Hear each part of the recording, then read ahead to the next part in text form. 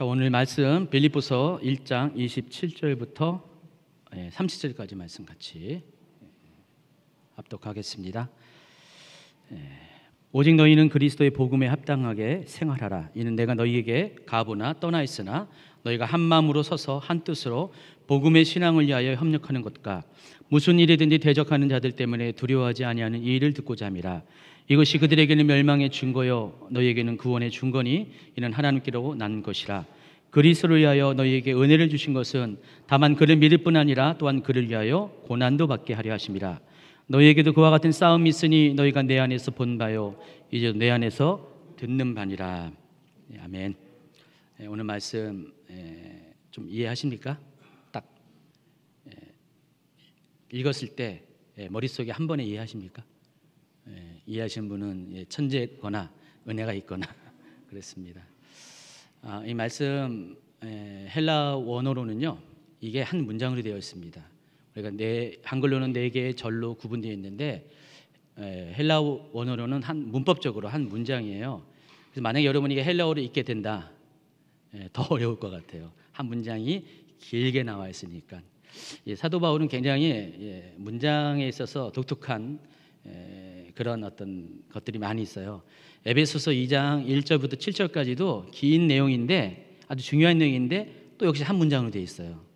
그래서 우리가 이러한 내용들을 파악하기 위해서는 문장의 중요한 어떤 구성 요소들만 이렇게 똑 집어가지고 잘 살펴보면은 뭐 생각외로 이렇게 어렵지가 않습니다.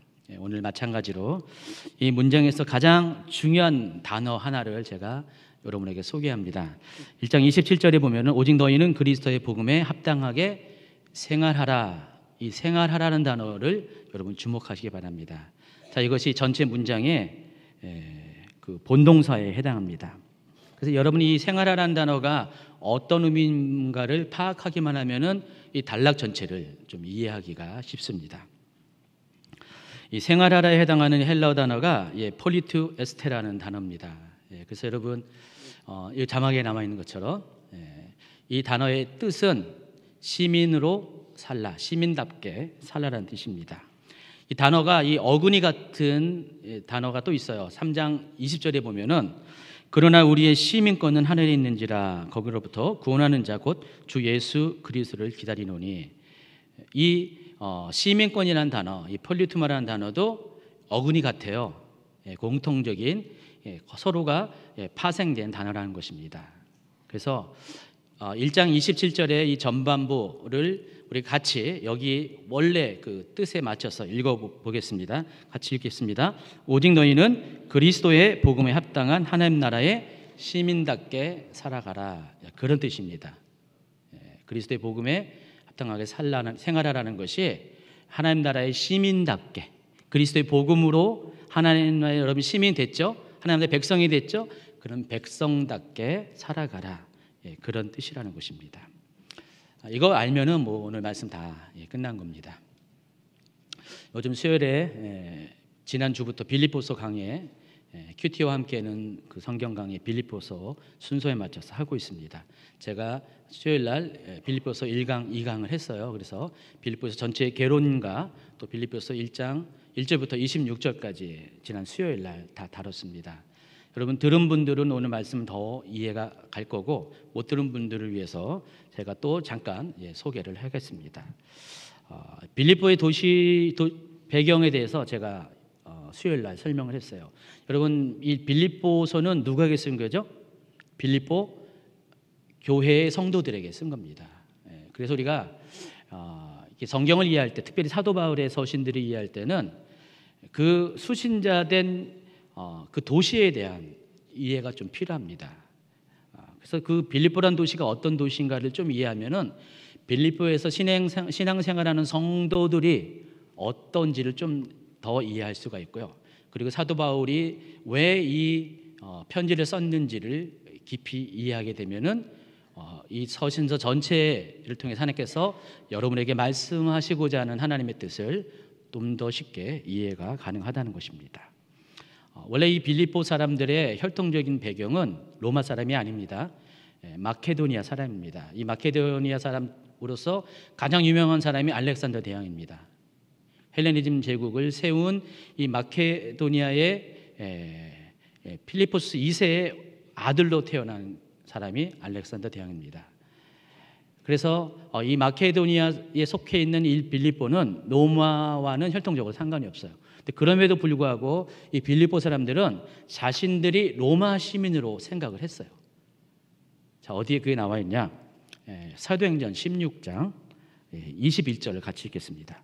로마 사람인 우리가 받지도 못하고 행하지도 못할 풍속을 전한다 하거늘. 여기서 로마 사람인 우리라고 말한 사람들이 바로 빌립보 사람들이에요. 바울과 실라가 이 빌립보에 와서 복음을 전하니까 그들을 때리고 옥에 갇히는 과정 속에서 고발하는 과정 속에서 이렇게 말을 하고 있습니다. 빌립보 사람들은 자신들을 로마 사람으로 인식을 했습니다. 로마인이 아님에도 불구하고, 혈통적으로 로마인이 아님에도 불구하고 자기들을 로마 사람으로 인식을 했다는 것입니다. 도대체 왜 그런 생각을 했을까? 그 부분에 대해서 역시 좀 설명을 해드리겠습니다. 빌립보는 원래 그리스에 속한 도시국가인 마케도니아에 속한 또 하나의 도시입니다. 원래는 그 옆에 트라키아라는 나라에 있다가 필리포스 2세가 점령하면서 자기의 이름을 따서 빌립보라고 이름을 줬습니다. 그때 이후로 이 빌립보는 그리스의 도시 중에 하나가 됐습니다. 그러던 이 빌립보가 로마 제국의 점령을 당합니다. 자, 그런데 이 빌립보는 다른 점령지의 도시들과 좀 다른 특별한 대우를 받았어요. 그래서 이 빌립보는 다른 도시국가와 다르게 특별한 명칭을 부여받았는데 그게 사도행전 16장 12절에 소개되고 있습니다. 거기서 빌립보에 이르는 마케도냐 지방의 첫 성이요 또 로마의 식민지라 그랬습니다. 여기서 식민지라라는 단어가 신약 성경에 한 번 나오는 단어인데 콜로니아라는 단어입니다. 이게 의미하는 것이 우리가 이제 식민지라면 어감이 별로 안 좋잖아요. 근데 이 콜로니아라는 단어 자체는 이렇게 나쁜 뜻이 아니에요. 그러니까 로마의 식민지 점령지 중에서 특별한 대접을 받고 대우를 받는 그런 도시라는 그런 의미라는 것입니다. 그래서 이 빌립보는 당시 사람들의 눈에 보면은 거의 로마와 같은 수준의 문화와 문명을 갖고 있었어요. 그리고 로마 시민에 준하는 그런 혜택도 보고 있었습니다. 그래서 빌립보를 가리켜서 당시 시대 사람들은 제2의 로마다라고 불렀습니다. 따라서 그런 도시에 사는 빌립보 사람들의 입장에서는 다른 로마의 점령지와는 사람들과는 다른 생각을 가질 수밖에 없어요. 우리는 로마 시민이다 라는 그런 생각을 갖게 되었습니다. 제가 오전에도 9시에도 이제 잠깐 예를 들어 설명했는데 지금은 그렇지 않지만은 아주 오래 한 몇십 년 전만 해도 한국이 어렵고 힘들 때 여러분 이렇게 많은 분들이 여러분 아버님 세대가 부모님 세대가 미국을 많이 이렇게 동경했어요. 그래서 미국에 가서 미국 시민권을 따는 것이 자기 인생에 아주 중요한 거라고 생각을 했습니다. 기억나시죠? 지금은 미국보다 한국이 낫습니다. 그렇죠? 아니에요? 여전히 그런가요? 그래서 예전에는 자주간 미국 시민권 따는 것이 뭐 인생에 뭔가 이렇게 출세를 하고 신분이 변화되는 것인 양 생각할 때가 있었습니다. 그래서 어떤 분들은 심지어 자기가 한국 사람이고 한국말도 하면서도 한국 사람 아닌 척해요. 제가 예전에 그런 미국 사람들과 같이 직장 생활을 오랫동안 했어요. 거의 20년 가까이를 그들 같이 살았는데 정말 그런 분들이 있더라고요. 분명히 한국 사람인데 한국 사람인 척을 안 해요. 나는 미국 사람이라고 하면서 한국 사람을 무시하고 막 그런 분이 몇 명 있었어요. 이 빌립보의 상황이 아마 그렇지 않을까. 빌립보 시민들의 입장에서 자기들은 정말 로마 사람인 것처럼 생각했고 그것에 대한 정체성을 확고히 가졌던 것 같습니다. 자, 그런데 여러분 로마 시민이 된다는 것은 단순한 것이 아닙니다. 그 로마 시민의 합당한 권리도 있거니와 의무도 감당을 해야 한다는 것입니다. 대표적인 그 의무가 뭘까요? 납세의 의무 또 국방의 의무가 있을 것입니다. 물론 그 빌립보 사람들은 로마 시민에 준하는 대접을 받았기 때문에 다른 점령지의 상황과 좀 달라요. 세금 혜택을 많이 받았고요. 그 대신에 이제 국방의 의무는 딴 데보다 더 컸습니다. 그 외에 또 한 가지가 더 있습니다. 당시 로마가 세계 제1의 1등 국가이기 때문에 그들이 요구하는 시민의식이라는 게 있었어요. 적어도 로마 사람들은 이렇게 살아야 된다. 이렇게 품격을 가지고 살아야 된다라는 그런 1등 시민 의식이 있었다는 것입니다. 따라서 이 빌립보 사람들은 그와 같은 삶을 살아야 돼요. 그러니까 막 살면 안 되는 거죠. 품이 있는 로마 시민으로서의 품격을 갖고 있는 삶을 살아야 한다는 것입니다. 자, 사도 바울은 그런 빌립보 사람들의 상황은 너무 잘 알았어요. 빌립보 사람들이 어떻게 자신들이 로마 시민으로서 자긍심을 갖고 있는 것을 잘 알았어요. 그들 속에 있는 권리도 알았고 그들 속에 있는 의무감도 알았고 어떻게 살아야 될지를 잘 알았습니다. 그렇기 때문에 오늘 이 빌립보의 서신을 쓰면서 사도 바울이 그들에게 요구하는 것이 그렇다면은 너희들이 로마 시민으로서 품격을 지니는 그런 삶을 살겠다고 너희들이 스스로 자긍심을 가지고 살고 있다면은 그러면 너희들이 복음에 있어서도 그리스도의 복음을 받은 자로서도 동일하게 그 그리스도의 복음에 합당한 시민의 삶을 살아야 되는 것이 마땅하지 않냐. 그런 말을 하고 있다는 것입니다. 자, 1장 27절 전반부의 말씀이 어떠신지 충분히 이해하시겠죠? 마찬가지로 오늘날 빌립보 성도들만 뿐만 아니라 여러분도 예수 그리스도의 복음으로 구원받은 성도라면은 하나님 나라의 백성이 되었다면은 여러분도 마찬가지예요. 여러분도 똑같이 하나님 나라의 백성다운 하나님 나라의 백성답게 그런 품격 있는 삶을 살아야 한다는 것입니다. 이것이 2000년 전에 빌립보 성도들에게만 주어진 메시지가 아니라 그 이후에 모든 세대에 예수 믿는 모든 세대 그리스도인들에게 주어진 동일한 권면이라는 것을 기억하기 바랍니다. 따라서 이 하나님 나라의 백성된 시민된 그런 성도들은 그에 맞는 정체성과 그에 맞는 합당한 삶을 살아야 한다는 것입니다. 그게 그리스도의 복음에 합당한 삶이라는 것입니다. 오늘 말씀의 제목이라는 것입니다. 제가 오랜만에 예화를 이렇게 들려주겠습니다. 지금 보니까 벌써 이렇게 깊이 들어가신 분이 계세요. 은혜가 너무 깊이 충만해가지고 그래서 아무래도 여러분을 깨우기 위해서는 예화가 필요한 것 같아요. 제가 성경 외의 예화는 거의 안 하는 편인데 오늘은 이제 성경 밖의 예화를 잠시 해드리도록 하겠습니다. 여러분 잘 알고 있는 유명한 인물 중에 나폴레옹이라는 사람이 있습니다. 나폴레옹이 원래 이름이 나폴레옹 보나파르트예요. 풀네임이 그렇다는 것이죠. 이 나폴레옹은 그 프랑스의 군인이죠. 사령관이죠. 근데 나중에 황제가 됩니다. 황제로서 약 10몇 년 동안을 프랑스 황제로서 재위를 했습니다. 근데 나폴레옹은 군인 출신으로 계속해서 그런 배경에서 성장했기 때문에 군대에 대한 애착이 굉장히 많이 있습니다.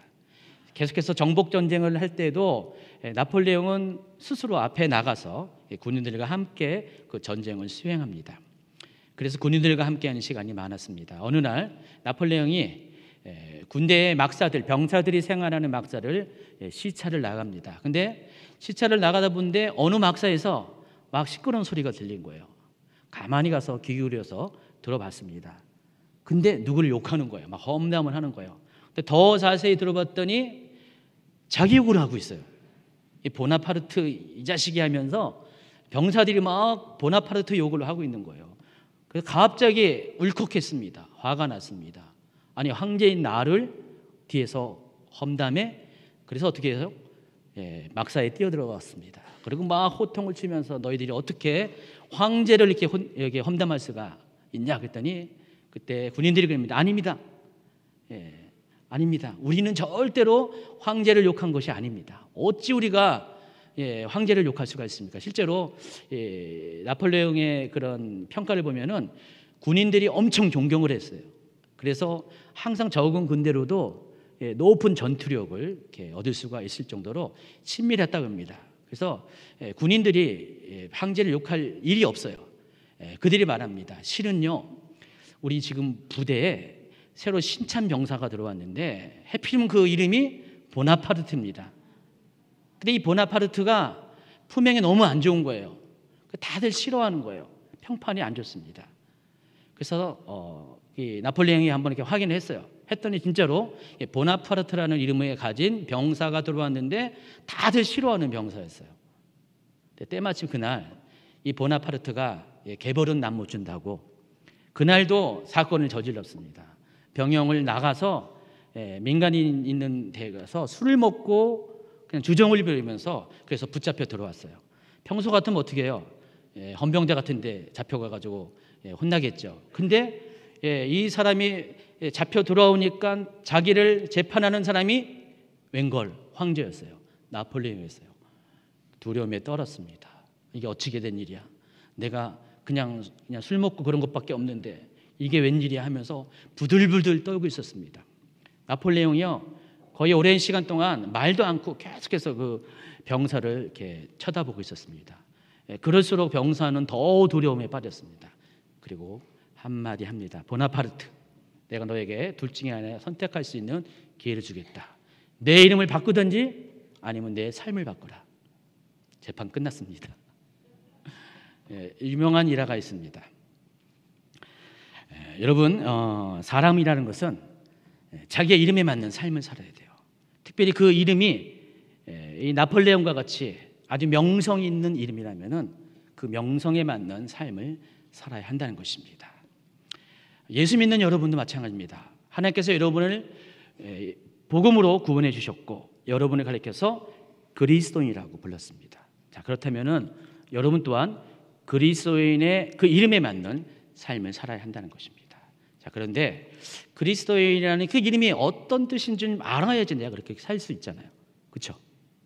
알아야 면장도 한다고.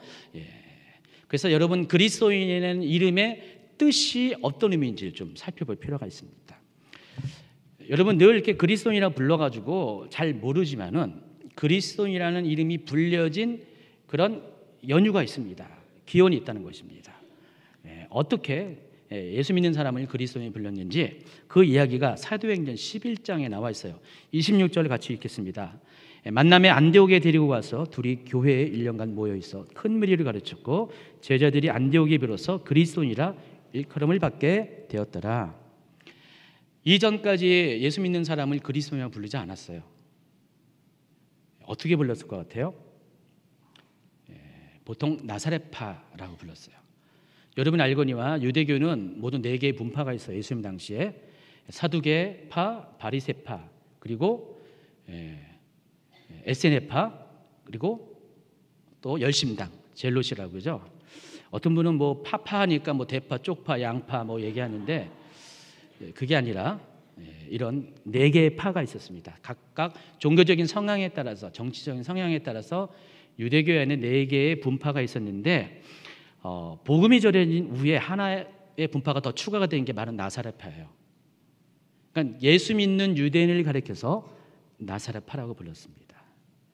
그러니까 초기의 기독교는요 유대교 안에 있었어요. 그러니까 유대교 안에 하나의 분파로 인식을 했다는 것입니다. 그런 예수 믿는 사람들이 안디옥에 이르러서 비로소 그리스도인이라는 이름으로 불려지게 됐다는 것입니다. 자, 그런데 이 그리스도인이라고 불려지는 데에는 더 특별한 계기가 있음을 여러분이 아시기 바랍니다. 11장 24절을 한번 읽겠습니다. 바나바는 착한 사람이요 성령과 믿음이 충만한 사람이라 이에 큰 무리가 주께 더하여지더라 그랬습니다. 이방인들이 왜 안디옥 사람들이 믿는 자들을 가리켜서 예수 믿는 자들을 가리켜서 그리스도인이라 불렸는지 그 힌트가 바로 여기 있다는 것입니다. 여러분 바나바는 누구죠? 사도 바울의 동역자입니다. 제1차 전도 여행 때 사도 바울과 동행했던 사람입니다. 그는 반디옥 교회의 또 목회자였어요. 복음 전도자, 목회자. 또 어떤 면에서 보면은 바나바는 바울과 같이 사도와 같은 사람이었습니다. 예수님의 12사도만 공식적인 사도가 아니라 당시 초대교회는 이 바나바도 사도의 측에 속했습니다. 굉장히 그 초대교회 가운데서는 중요한 인물이었습니다. 또 바나바가 어떻게 중요한 인물이냐면은 사도 바울의 변호인이기도 했어요. 사도 바울이 다메섹 도상에서 회심하고 하나님 예수 그리스도의 제자가 되었을 때 먼저 믿는 믿음의 사람들이 바울을 인정하지 않았어요. 그런데 그런 바울을 유대인들에게 소개한 사람이 바나바입니다. 그리고 그 바나바가 기독교에 대한 믿음을 갖게 하기 위해서 바나바를 1대1로 멘토링을 한 사람이 바울을 멘토링한 사람이 바나바입니다. 또 교회 직분적으로는 바나바가 담임 목회자라 하면은 바울은 부목사 역할을 했었어요. 한 10년 넘게 바울과 바나바는 동역자의 관계가 있었습니다. 그래서 그런 바나바에 대해서 24절은 착한 사람이다, 또 성령과 믿음이 충만한 사람이다 소개합니다. 그래서 이 바나바는 당시 초대교회에서, 특별히 안디옥 교회에서, 나중에 예루살렘 교회에서도 정말 이렇게 믿음으로서, 신앙으로서 인정받는 사람이었고, 또 삶으로도 착한 사람이라고 표현한 것처럼 모든 사람에게 인정을 받는 그런 사람이었다는 것입니다. 24절 후반부에 보면은 이에 큰 무리가 주께 더하여지더라. 바나바에 대한 소개를 하고 이에 큰 무리가 주께 더하여지더라, 이렇게 말을 하고 있습니다. 이 말이 의미하는 것이 그거예요. 이 바나바의 이러한 인간적인 좋은 품성, 또 믿음에 있어서도 본이 되는 이 모습을 통해서 결국은 안디옥 교회가 부흥했다, 성장했다, 그 얘기를 하는 것이에요. 이해하겠어요? 그리고 그 결과 사람들은 예수 믿는 사람을 가리켜서 그리스도이다라고 부르기 시작했다는 것입니다. 결과적으로 이 사람들이 예수 믿는 사람들을 그리스도인이라고 부르게 된 데는 바나바의 역할이 엄청 컸다는 것입니다. 바나바 안에 있는 정말 모든 사람에게 선한 그런 일을 하는 그 품성, 성품, 그리고 믿음의 측면에서도 성령과 믿음의 충만한 그런 것들이 초대교회, 특별히 안디옥 교회를 이방인 지역 가운데서 정말 칭찬 듣고 인정받는 교회가 되게 하였다는 것입니다. 여러분, 이 그리스도이라는 이 호칭 속에는요, 더 놀라운 뜻이 있음을 아시기 바랍니다. 그리스도인이라는 것은 그리스도를 따르는 무리를 의미해요. 근데 그것을 이해하기 위해서는 그리스도가 무슨 뜻인지도 아셔야 되잖아요. 그렇죠? 여러분이 알고 있는 그리스도는 구약 성경의 히브리어의 그 메시아와 같은 의미입니다. 기름 부음을 받은 자라는 뜻이에요. 여러분, 예수님을 구세주라고 하는데 그 예수님이 구세주인 이유가 예수님이 그리스도이기 때문에 그래요. 하나님으로부터 기름 부음을 받은 사람이기 때문에 그렇습니다. 하나님께서 사람들에게 왜 기름 붓죠? 아무에게나 기름 붓지 않습니다. 왜 기름 붓죠? 그를 기름 부어서 구별시켜서 다른 사람들과 구분시켜가지고 하나님의 일을 하게 하기 위해서 기름을 붓습니다. 그래서 구약시대 때는 왕과 선지자와 오직 제사장, 세 종류의 사람에게 기름 붓고, 신약시대에서는 이 세 종류의 기름 부음을 모두 받은 분이 예수 그리스도라는 것입니다. 물론 예수님은 실제로 물리적인 기름 부음을 받은 게 아니라 성령의 기름 부음을 받은 것이죠. 그래서 예수님은 그 기름 부음을 통해서 이와 같은 사역을 하게 하신 거예요. 자, 그런데 그리스도인이라는 것은 바로 그런 그리스도를 따르는 사람이 그리스도인이라는 것이에요. 그러면 그리스도가 그런 분이라면은 그리스도인도 역시 하나님으로부터 하나님의 일을 위하기 위해서 거룩하게 구별된, 분리가 된, 세상과 분리된 그런 사람들이 그리스도인이라는 것입니다. 여러분, 그리스도인이라는 이름은 이런 의미가 있다는 것입니다. 따라서 여러분이 그리스도인이라면은, 사람들이 여러분을 그리스도인이라고 부른다면은 그 이름의 명성에 맞는 합당한 삶을 살아야 한다는 것입니다. 여러분이 예수 그리스도의 복음으로 거듭났고 구원받은 성도라면은 그리스도의 복음에 합당한 삶을 사는 것이 오늘 사도 바울이 말한 하나님 나라의 시민답게 사는 그런 삶이라는 것을 명심하시기 바랍니다. 그래서 오늘 제가 이 말씀을 토대로 두 가지 차원에서 그렇다면 그리스도의 복음에 합당한 시민답게 사는 것이 어떻게 사는 것인가를 소개를 하겠습니다. 이 첫 번째는 외적인 요소예요. 그것을 고난의 싸움에서 승리하는 삶이라고 소개하고 싶고요. 또 내적인 요소로서 겸손의 본을 보이는 삶을 소개하고자 합니다. 먼저 하늘나라 시민으로서 우리의 외적인 요소로서 우리가 나타내야 될 삶의 모습이 고난의 싸움에서 승리하는 삶을 살아야 됩니다. 여러분, 그리스도인이라면은 당연히 고난이 닥칩니다. 근데 그 고난에 닥칠 때 여러분의 태도가 중요한 건데, 오늘 1장 27절과 28절은 이렇게 여러분 삶 가운데, 그리스도인 가운데 고난이 닥쳐면 이렇게 대응할 것을 소개합니다. 같이 있습니다.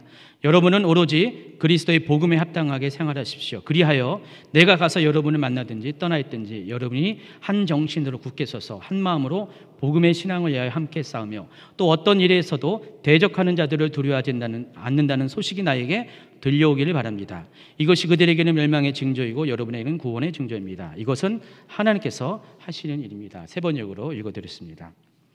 고난에 닥칠 때 여러분의 모습, 그리스도의 모습은 어떤 대적자들이 다가와도 두려워하지 않고 굳건히 맞서 싸워야 한다는 것입니다. 그런데 여러분이 오해하지 말아야 될 것이, 여러분이 복음 때문에 고난을 받게 될 때, 여러분을 대적하는 자들이 여러분을 비난하고 정죄할 때, 여러분에게 어떤 삶의 위협을 갖게 할 때 여러분의 태도가 여기서 맞서 싸우라고 해서 물리적으로 강경하게 그들에게 싸우는 그런 태도를 보이라는 것이 절대로 아니라는 것입니다. 믿음의 싸움은 어떤 것이죠? 에베소서 6장 12절 같이 있습니다. 우리의 씨름은 혈과 육을 상대하는 것이 아니요 통치자들과 권세들과 이 어둠의 세상 주관자들과 하늘에 있는 악의 영들을 상대함이라 그랬습니다. 믿음의 사람들의 싸움은 혈과 육에 있는 것이 아닙니다. 눈으로 보이는 어떤 싸움이 아니라 눈에 보이지 않는 세계 가운데 눈에 보이는 세계를 조종하는 통치자들과 권세들과 어둠의 세상 주관자들과 하늘에 있는 악한 영과의 싸움이란 것입니다. 그래서 여러분을 대적하는 사람들에 의해서 고난의 그런 싸움에 직면하게 될 때, 만일 여러분이 그 상황 가운데 혈과 육으로 반응한다면은 여러분의 싸움은 이미 실패한 겁니다. 여러분은 잘못된 선택을 했다는 것입니다. 사도 바울이 말한 것은 그 반대예요. 여러분의 싸움은 혈과 육의 싸움이 아니라 선한 싸움이고 영적인 싸움이라는 것입니다. 늘 언제나 명심할 것이 어떤 사건의 배경 뒤에 있는 영적인 실체를 분별해야 돼요. 악한 자, 악한 환경, 또 악한 영이 어떤 것인지 영적인 분별을 해야 한다는 것입니다. 그래서 절대로 혈과 육으로 반응해서는 안 된다는 것입니다. 물론 이론은 그런데 현실은 그렇지 않죠. 여러분이 혈과 육이 올라오죠. 그렇죠? 나는 절대로 나는 어떤 상황 가운데 혈과 육으로 반응하지 않는다고 생각하시는 분 있으세요? 저도 그럴 때 많이 있습니다. 많이 있고 지금도 역시 때때로 그런 것들이 올라와요. 그럼에도 불구하고 명심해야 될 것은 우리의 싸움은 혈과 육에 있지 않다는 것에 대해서 늘 생각하셔야 돼요. 그래서 항상 그 싸움의 실체에 대해서 여러분이 바라볼 줄 아는 노력이 필요하다는 것입니다. 그래서 오늘 본문에서는 여러분이 그리스도의 복음에 합당한 삶, 하나님 나라의 시민으로 그 품격에 맞는 거룩한 삶을 살게 된다면은 실은 그런 싸움에서 이길 수 있다는 것을 강조하고 있는 것이에요. 많은 성도들이 오늘날 드러나는 여러 가지 그런 불편한 현실에 대해서 힘들어하고 있어요. 특별히 기독교와 관련돼서, 예수 믿는 것과 관련돼서 얼마나 많은 이 비난과 정죄와 또 그런 대적하는 일들이 많이 일어나고 있습니까? 여러분 분노하지 않습니까? 막 기독교에 대해서 욕하고 예수 믿는 사람들에 대해서 욕하고, 그것이 그냥 어떤 개인의 차원이 아니라 뭐 어떤 정부의 차원에서 어떤 그런 공동체의 차원에서 막 기독교가 욕을 얻어먹고, 그리고 하나님 뜻이 아닌 그런 하나님과 반대되는 그런 가증한 일들이 막 도처에 선언하고, 그것을 정치 지도자들이 막 지원하고, 이런 현실들 뭐 말하는지 아시죠? 이런 거 생각하고 보게 되면 아주 속이 불편하고 마음이 불편하고 분노하고 뭐라도 그냥 말하고 싶고 그냥 그런 충동들이 많이 일어나지 않습니까? 안 일어나요? 전 일어나는데. 나름대로 우리는 이 거룩한 분노를 느낄 수밖에 없는 시대에 살고 있습니다. 앞으로는 이런 일이 더 많이 일어날 거고, 특별히 이 마지막 때가 가면서 세상이 분리가 되면서 이런 일들은 정말 더욱더 많아지게 될 것입니다. 그래서 그분들이 그런 상황 가운데 반응하는 그 거룩한 분노에 대해서 저는 충분히 이해를 합니다. 한편으로 충분히 이해하는데, 그런데 안타까운 것이 또한 동시에 있습니다. 좀 전에 그 에베소 6장 12절에 말씀한 것처럼 우리의 싸움의 대상은 겉으로 드러나는 것이 절대로 아니에요. 만약에 동성애다, 그 동성애가 뿌리는 아니라는 것입니다. 실체는 아니죠. 그 동성애를 통해서 하나님 나라를 무력화시키는, 하나님 말씀을 무력화시키는 악한 영의 실체가 있다는 것이죠. 그래서 우리가 싸우는 것은 뭐죠? 동성애라는 죄와의 싸움이죠. 그 죄를 통해서 하나님 나라를 무력화시키는 악한 영과의 싸움이죠. 그러니까 동성애 자와의 싸움이 아니죠. 동성애 자는 우리가 국민이 여기는 것이죠. 근데 알아요. 아는데도 우리 싸움은 동성애자와의 싸움일 때가 굉장히 많이 있습니다. 근데 그렇게 싸우면은 동성애자들이 여러분의 말을 들어줍니까? 회개합니까? 절대로 그렇지 않죠. 오히려 그들 속에는 자기들을 혐오한다는 그 분노가 더 오르면서 싸움이 더 심해지고 치열해지고 더 혈과 육의 싸움으로 갈 수밖에 없다는 것입니다. 그래서 이 동일한 상황 가운데 과연 예수님이라면 어떻게 했을까? 우리 믿음의 선배들은 어떻게 했었을까라는 생각을 해봅니다. 결론은 이겁니다. 예수님은 늘 그러한 상황 가운데 아까 말씀드린 영적인 시야로 그것들을 봤고요. 그리고 하나님 말씀 안에서 그것들을 해결하려는 노력을 했습니다. 그래서 그것 한마디로 말해서 반대 정신이라고 말할 수가 있어요. 어떤 상황이 닥칠 때 예수님은 그 상황에 반대해서 하나님 말씀에 매이는 삶을 살았다는 것입니다. 자신의 감정으로 분노로 반응하지 않고 하나님 말씀을 가지고 하나님 말씀대로 그 상황들을 반응을 했다는 것입니다. 때로 사람들이 여러분을 분통하게 합니다. 하나님 말씀은 그럴 때 어떻게 하랍니까? 애통하라 했어요. 어디에 써 있어요? 마태복음 5장 4절에 써 있습니다. 어떤 환경들이 여러분을 강팍하고 완악하게 만들어버립니다. 하나님 말씀은 뭐라 그랬어요? 그럴 때일수록 여러분이 온유한 자가 되라고 했습니다. 때로는 여러분 상처를 막 건드리는 그런 상황 가운데 여러분 스스로도 참지 못해서 똑같이 비방하고 정죄하게 되는 상황이 옵니다. 그때 성경은 뭐라 합니까? 하나님의 긍휼의 마음을 품고 긍휼의 시선으로 대할 것을 말씀하십니다. 많은 분들이 위로받길 원할 때 성경은 위로하라고 합니다. 이해받기 원할 때 먼저 이해하라고 합니다. 사랑받기 원할 때 먼저 사랑할 것을 가리킵니다. 이게 성경이 말씀하신 거예요. 예수님은 이대로 사셨고요. 이대로 사는 것이 상황에 맞서는 반대 정신이라는 것입니다. 이것이 영적인 원리예요.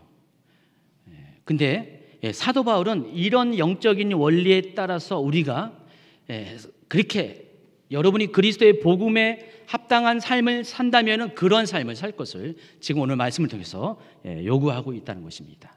자, 그런데 사도 바울이 어떻게 이런 영적인 원리를 배웠고 이 영적인 원리를 따라 사는 삶을 살았는가, 이 부분에 대해서도 여러분이 관심을 가질 필요가 있다는 것입니다. 여러분 알거니와 사도 바울은 수많은 고난을 겪은 사람이었습니다. 고린도전서 11장에는 사도 바울이 당한 고난들이 여러 가지 열거되어 있습니다. 그 외에도 더 많은 고난을 받았을 것입니다. 그런데 중요한 것은요, 사도 바울은 그 고난을 통해서 자신이 누구인지, 자신의 믿음이 무엇인지, 복음이 무엇인지를 발견한 사람이라는 것입니다. 여러분, 고난은 여러분을 하여금 혈과 육으로 반응하게 합니다. 여러분을 하여금 정말 분노하게 합니다. 그렇지만은 여러분의 말씀에 따라서, 복음에 따라서 반응하게 되면은 오히려 그 고난은 여러분의 삶을 변화시켜요. 여러분, 그 고난을 통해서 여러분 속에 있는 정결하지 않은 불순물들을 발견하게 합니다. 여러분, 그 고난이 없으면은 여러분 속에 분노가 있는지를 몰라요. 저는 원래 성품적으로 이렇게 착한 사람 축에 속했어요. 착하다라는 말을 들었었어요. 전 착한 줄 알았어요. 별로 이렇게 잘하면서 말썽 안 피우고 부모님 말씀에 잘 순종하고 착하게 살았어요. 예수님 없이도 이렇게 살았어요. 고등학교 1학년까지.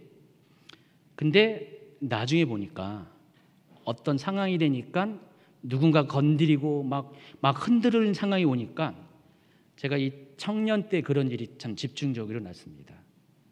그리고 목회자가 목사 한 수 받기 전까지 한 20년 가까이 제 안에 있는 모든 불순물을 막 뒤흔드는 그런 일들이 집중적으로 있었어요. 전 그때 알았어요. 제 안에 착한 것이 결코 진실이 아니라는 것을 알았습니다. 막 올라와요. 분노, 욱하는 거 있잖아요. 그래서 그런 것들이 막 일어나고 막 이럴 때 그때마다 제 자신이 발견되면서 창피하기도 하고요. 그렇지만 감사한 것은 그것을 통해서 그런 것들이 거쳐나간다는 것이에요. 점점 걷어지는 것들을 경험합니다. 지금은 가끔은 욱은 하는 것 같은데 크게는 욱을 안 하는 것 같아요. 예전보다는 훨씬 사람 됐습니다. 하나님의 사람이 된 것 같습니다. 많이 바뀐 것 같아요. 예전에는 제 안에 있는 육적인 성품이었다면 이제는 그리스도의 성품으로 조금씩 변해갔음을 제가 간증을 할 수가 있습니다.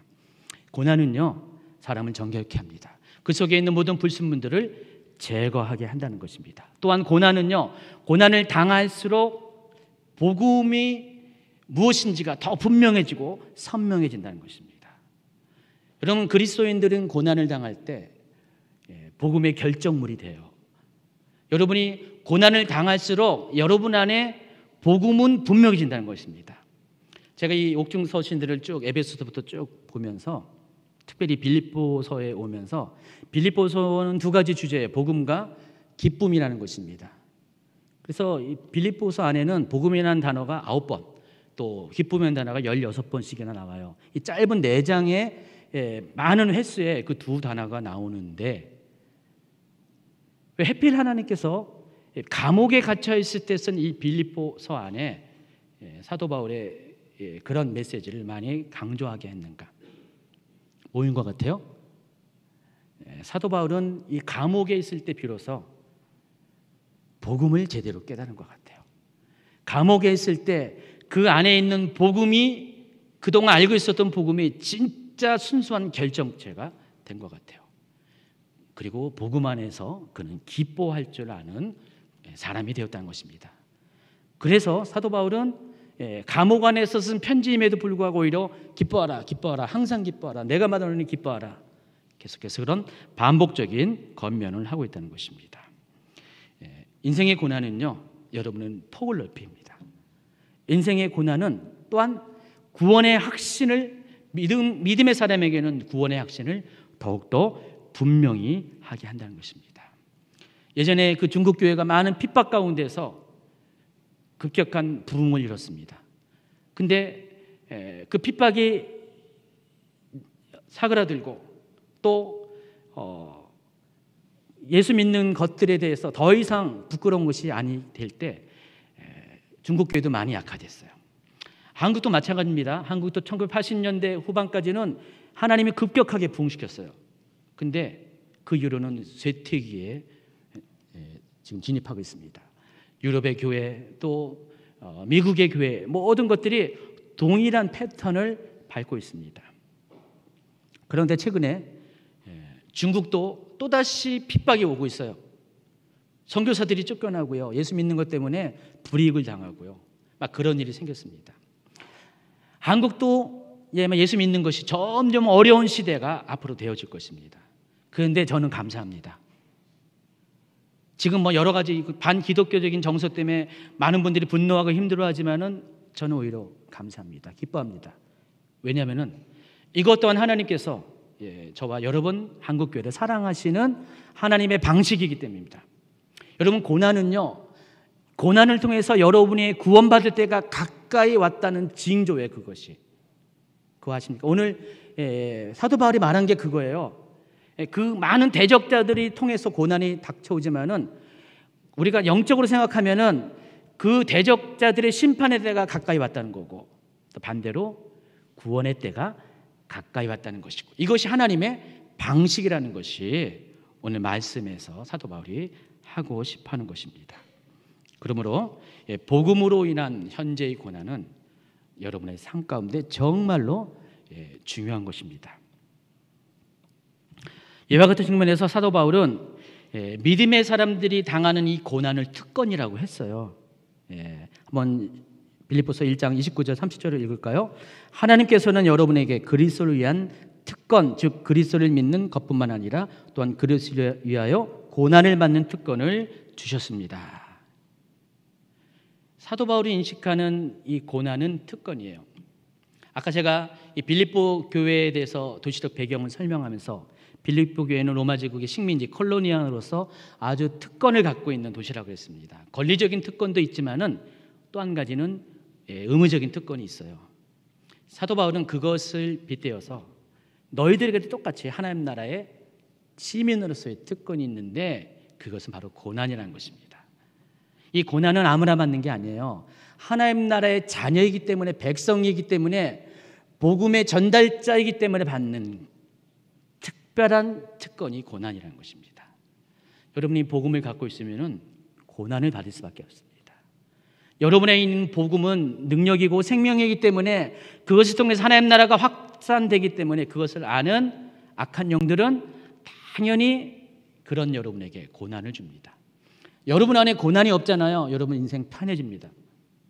살만해져요. 근데 여러분 안에 복음이 가득 차 있으면은 인생 피곤해집니다. 어렵고 힘들어집니다. 그렇지만 그것이 특권이라는 것입니다. 그래서 사도 바울은 우리에게 이 복음으로 받는 이 고난을 특권으로 인식하는 생각의 전환을 요구하고 있다는 것입니다. 이제 빌립보서 2장 1절로 넘어갑니다. 얼마 안 남았습니다. 두려워하거나 놀라지 마십시오. 오늘 말씀을 좀 늦게 시작했어요. 여러분 이해하시기 바랍니다. 이제 4장 남았습니다. 12페이지 중에서 4페이지 남았습니다. 3분의 2 지점에 갑니다. 2장 1절을 한번 읽겠습니다. 4절까지. 그러므로 그리스도 안에 있는 겉면이나 사랑의 무슨 위로나 성령의 무슨 교제나 교훈이나 자비가 있거든 마음을 갖춰요 같은 사랑을 가지고 뜻을 합하여 한 마음을 품어 아무 일에든지 다툼이나 허용으로 하지 말고 오직 겸손한 마음으로 각각 자기보다 남을 낫게 여기고 각각 자기 일을 돌볼 뿐더러 또한 각각 다른 사람들의 일을 돌보아 나의 기쁨을 충만하게 하라 그랬습니다. 사도 바울은 빌립보서 1장 27절부터 30절까지는 하나님의 나라의 시민으로서 외적인 요소를 얘기한 거예요. 고난의 싸움에서 우리가 선한 싸움으로 승리할 것을 이야기합니다. 그것이 그리스도의 하나님 나라의 시민의 그런 마땅히 해야 될 모습이라는 것입니다. 그 시민으로 살아가는 그런 모습이라는 것입니다. 자, 이번에는요 그 내적인 요소를 얘기하는 거예요. 여러분이 그리스도의 복음에 합당한 시민으로서의 삶을 살기 위해서는 여러분 안에 이런 것이 있어야 된다는 것입니다. 겸손과 사랑이 있어야 돼요. 빌립보 교회 안에 겸손과 사랑으로 된 하나됨이 있어야 된다는 것입니다. 주임제 교회 안에 이 세상에 존재하는 모든 교회 안에 겸손과 사랑으로 하나된 그런 하나됨이 있어야 한다는 것입니다. 이것이 여러분 안에 있는 내적인 증거예요. 여러분이 복음에 합당한 삶을 살고 있다는 그 내적인 증거라는 것입니다. 그러므로는 2장 1절은 그러므로는 바로 앞에 단락을 지금 전제로 하는 것이에요. 그러니까 그런 그리스도에 합당한 삶의 외적인 증거가 고난의 싸움에서 여러분이 싸우는 것이기 때문에, 그렇기 때문에 여러분 안에는, 여러분의 심령 안에는 이와 같은 겸손과 사랑이 있어야 한다. 그것이 바로 복음에 합당한 삶을 이야기하는 것이라고 말합니다. 자, 사도 바울은 이 빌립보 교회 성도들을 엄청 사랑하고 존경했습니다. 사도 바울 빌립보서 1장 7절과 8절을 보겠습니다. 내가 너희 무리를 위하여 이와 같이 생각하는 것이 마땅하니 이는 너희가 내 마음에 있으며 나의 매임과 복음을 변명함과 확장함에 너희가 다 나와 함께 은혜에 참여한 자가 됨이라. 내가 예수 그리스도의 심장으로 너희 무리를 얼마나 사모하는지 하나님이 내 증인이시라 그랬습니다. 이 표현을 보세요. 7절과 8절을 보세요. 이는 너희가 내 마음에 있으며 내가 예수 그리스도의 심장으로 너희 무리를 얼마나 사모하는지 하나님이 내 증인이라. 여러분, 사도 바울이 만약에 여러분에 대해서 이렇게 여러분을 평가한다면 어떨 것 같아요? 너무 감격스럽지 않습니까? 사도 바울은 많은 교회들이 있는데 특별히 이 빌립보 교회에 대해서는 이런 감격적인 평가를 하고 있습니다. 사도 바울이 아니라 만약에 예수님께서 여러분에 대해서 너희가 내 마음에 있으며 또 너희 무리를 얼마나 사랑하는지 하나님이 증인이다, 만약에 그런 말씀하신다면 여러분 어떡할 것 같아요? 너무 감격스럽지 않습니까? 근데 이 빌립보 교회 성도들이 그런 칭찬을 들은 계기가 있습니다. 무엇 때문에 그러냐? 5절에 보세요. 너희가 첫날부터 이제까지 복음을 위한 일에 참여하고 있기 때문이다. 아까 읽어드린 7절 후반부도요. 나의 매임과 복음을 변명함과 합장함에 너희가 다 나와 함께 은혜를 참여한 자가 되었기 때문에. 사도 바울은 개인적인 어떤 이유 때문에 이런 칭찬하는 게 아닙니다. 사도 바울이 이와 같이 이 빌립보인들을 칭찬하는 이유는 복음과 관련돼서요. 복음과 관련돼서 그들 안에 있는 열정이 사도 바울의 그 복음 전파의 사역의 동역자가 되게 하고 어떠한 상황 가운데서도 사도 바울을 버리지 않고 함께 했기 때문에 그래요. 빌립보서 4장 15절에 보면은요. 빌립보 사람들아 너희도 알거니와 복음의 시초에 내가 마게도냐를 떠날 때 주고받는 내 일에 참여한 교회가 너희 외에 아무도 없었느니라. 만약에 모든 사람이 예수님을 부인하고 버리고 도망갔는데 만약 그 중에 여러분이 남아서 끝까지 고난의 싸움에서도 굴하지 않고 예수 그리스도를 인정하고 예수 그리스도의 나라를 전파하는 삶을 살았다면은 하나님께서는 반드시 여러분에게도 이와 같은 동일한 칭찬을 하게 하실 것입니다. 그러므로 그리스도의 복음에 합당한 삶을 사는 사람 안에 있는 내적인 그 증거 중에 하나는 바로 복음에 대한 열정을 가지고 또 겸손함으로 그리스도의 일, 복음 전파 일에 함께 참여하는 것이라는 것입니다.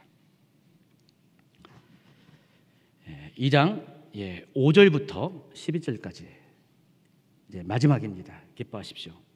다시 말하노니 기뻐하십시오.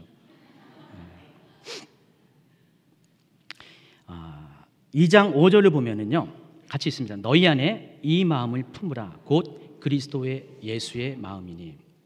여러분이 잘 알고 있는 귀한 구절입니다. 근데 이 말씀을 좀 더 쉽게 이야기해서 세 번역으로 읽어드렸습니다. 여러분은 이런 태도를 가지십시오. 그것은 곧 그리스도 예수께서 보여주신 태도입니다. 사도 바울은 우리가 그리스도의 근사로서 복음에 합당한 삶을 사는 사람으로서 이 내적인 증거를 그리스도에게서 찾습니다. 그리스도 안에 있는 마음의 태도, 자세가 있다는 것입니다. 그 내용이, 구체적인 내용이 6절부터 8절까지 나와 있습니다. 그는 근본 하나님의 본체시나 하나님과 동등됨을 취할 것으로 여기지 아니하시고 오히려 자기를 비워 종의 형체를 가지사 사람들과 같이 되셨고 사람의 모양으로 나타나서 자기를 낮추시고 죽기까지 복종하셨으니 곧 십자가에 죽으심이라 그랬습니다. 그리스도 안에 있는 그 강력한 힘은 다른 것이 아니라 바로 이와 같은 겸손에 있다는 것입니다. 하나님 앞에 자신을 낮추어 하나님 뜻 앞에 죽기까지 순종하는 것, 십자가에 자신을 내어주는 것, 바로 겸손이라는 것입니다. 예수 그리스도의 가장 큰 장점은, 예수님의 가장 우리가 닮아야 될 장점은 겸손이라는 것입니다. 이 겸손은 어디서 증명되냐?